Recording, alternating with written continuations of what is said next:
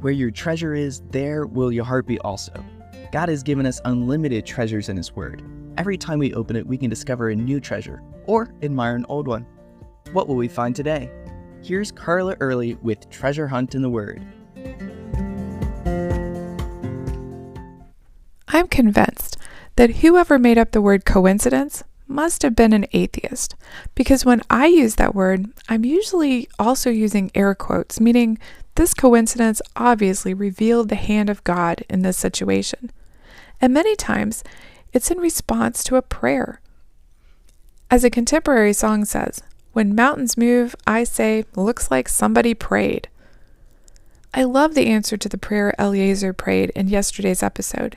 He asked God to show him which woman he wanted for Isaac. He asked that she voluntarily water his camels, a really big job. When he opened his eyes, the answer to his extremely detailed prayer was standing right in front of him. In verse 15 it says, "And it happened, before he had finished speaking, that behold, Rebekah, who was born of Bethuel, the son of Milcah, the wife of Nahor, Abraham's brother, came out with a pitcher on her shoulder." In order for Rebekah to show up before Eliezer even finished his short prayer, she obviously had to start out before the prayer began. And if you think about it, in order for her to fulfill all the conditions of the prayer, God had to have been preparing her well ahead of time. Being a young, attractive virgin girl, not yet betrothed, she was probably 12 to 15 years old. What was happening in Isaac's life 12 to 15 years before? He and his father traveled to Mount Moriah, where his father had instructions to sacrifice him. So God had been preparing Isaac too, hadn't he? And it wasn't a coincidence that when Abraham returned from that trip, he received word about his brother Nahor back in Mesopotamia, which included a birth announcement of Rebekah. Nothing is a coincidence in God's plan. I'm sure you can verify that statement from your own life. The Lord always orders things exactly the way He wants them. One notable testimony to this occurred several years ago in the life of a friend of mine, a Bible study fellowship leader. She was at a doctor's office for a well check. When they called her name, she bent over to pick up her purse. Upon straightening, she hit her head and knocked herself out.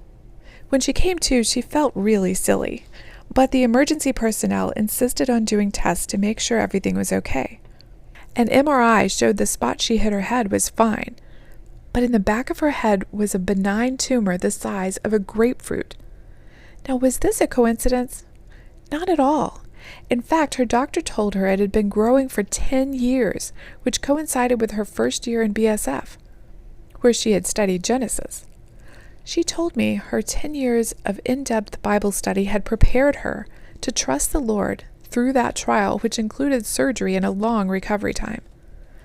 Just think, at this moment, God may be preparing you for something that's going to happen 10 years from now. And whatever you face today, God has been preparing you well in advance for it, and His timing is always perfect.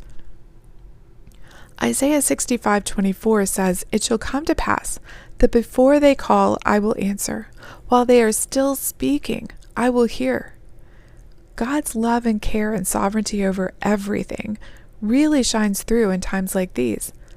But how about when you pray and it seems like nothing happens? Does that mean God didn't hear or didn't care?